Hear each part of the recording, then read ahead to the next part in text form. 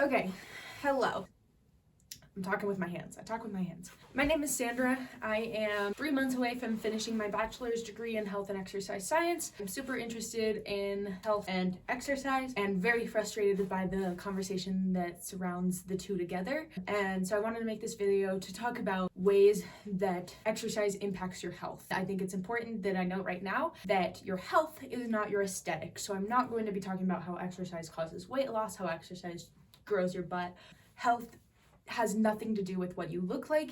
You can be a size 16 and be healthy. You can be a size 2 and be healthy. First of all, we shouldn't be measuring health in sizes. Being severely underweight or severely overweight increases your risk factors for disease and for health problems, but inherently having a disparity in your weight does not have anything to do with your health. And a lot of people think that when they're working out, if they're not seeing physical changes, then working out is pointless. That bugs me. Exercise will have internal effects before it has external effects. My biggest thing is that we need to separate the conversation of aesthetics from the conversation of health. Health is not how you look, and exercise does things for you aesthetically and it does things for you health-wise, and we're going to focus on this box over here. I don't want to spend too long on any of these things because I don't think it's interesting to listen to someone ramble, but I will just kind of touch the highlights. So the first thing that I want to talk about is cortisol. So cortisol is your stress hormone. Your stress hormone is good in small doses. That is how humanity survived. We ran from tigers. In small doses, it boosts your immunity,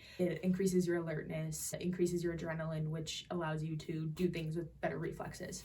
Americans are chronically stressed. Chronic stress reduces your immune system's ability to fight disease. It causes strain on your heart due to increased blood pressure because of vasoconstriction, which is shrinking of your blood vessels. It causes heart strain. It causes a decrease in the anti-aging growth hormone, which is why you see pictures of the president before and after presidency with like dramatic changes. Literal years taken off your life. Next, exercise increases your bone density. If you're a woman, listen to me. After menopause, women are at a huge risk for osteoporosis. Osteoporosis is basically low bone mineral density, which makes you prone to fractures. Women after menopause have changes in their hormones, which affects calcium absorption, and your bones are made of calcium, so your body will go there and remove calcium from your bones. And even if you're a man, osteoporosis is not uncommon. If you are in my age range, if you're below 22, really below 25, you can really do a number on increasing your bone mineral density. Weight training is a really good way. Running and walking will have major benefits on your lower extremities. There's this thing called Wolff's Law, which basically says that bones will increase in density under strain because they need to handle the strain of the muscles. And so if you're doing weight training, you are increasing the strain and the load on your muscles, which will evidently increase the strain on your bones. If you are in those older stages, consuming enough calcium is huge, but it might be a matter of an inability to absorb the calcium, and that is not your fault. Getting those bone mineral stores while you're young, huge.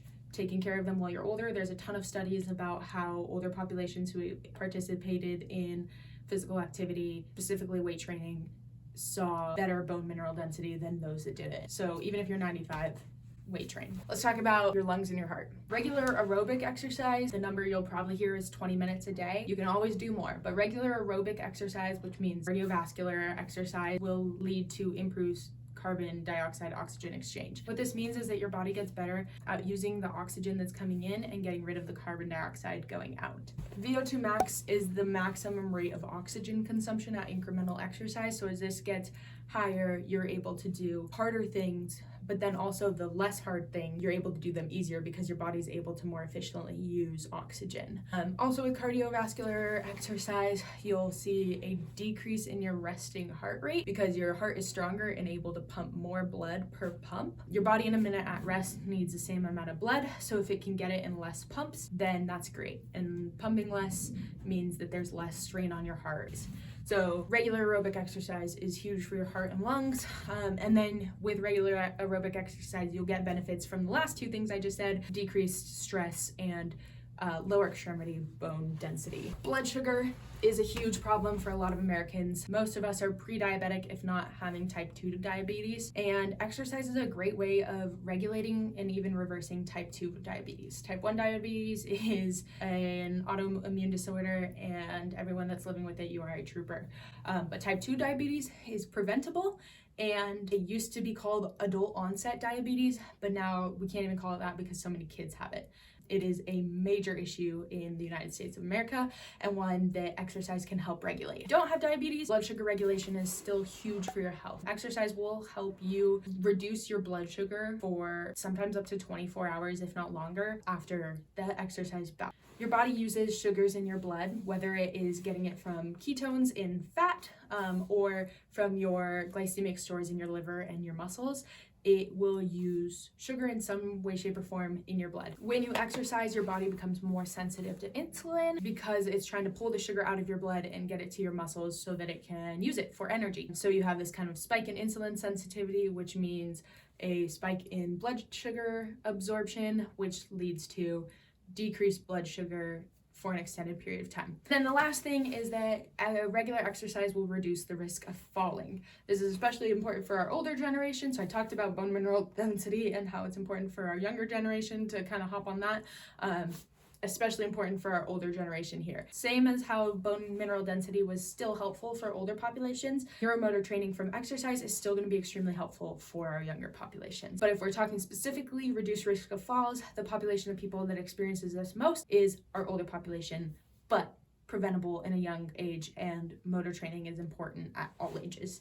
Neuromotor training is training your body and your neurological system to do motions. Balance is a huge issue that's partially neurological, and you can train balance. If you've ever had an injury on a single leg and done a lot of the tapping a cone in front of you and creating a star, that was neuromotor training more than anything else. If you are in a gym and in a new setting, it is important to practice your motions before you do them. So if you are doing squats for the first time, it's really important to practice squats without weight so that your body can properly learn how to do the squat, and then you can add strain later. You'll see a lot of people that are familiar with the gym warming up with the motion first. Part of it is to remind the body, okay, this is what we're doing. And that leads to a decreased risk of injury.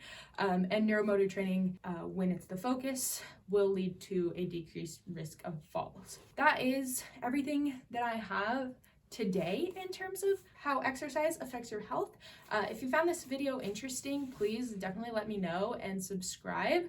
If you want to hear more about what I have accumulated in my brain in the past 4 years, I'm happy to share that. I really want to create a space where health is seen as something that we all deserve and something that we all can have. And I don't think it has to be as complicated as it's been made to be. And I want to use my education to be an advocate for healthy living. So I want to be a person that shares not only my life, but also my knowledge. I will see you next week.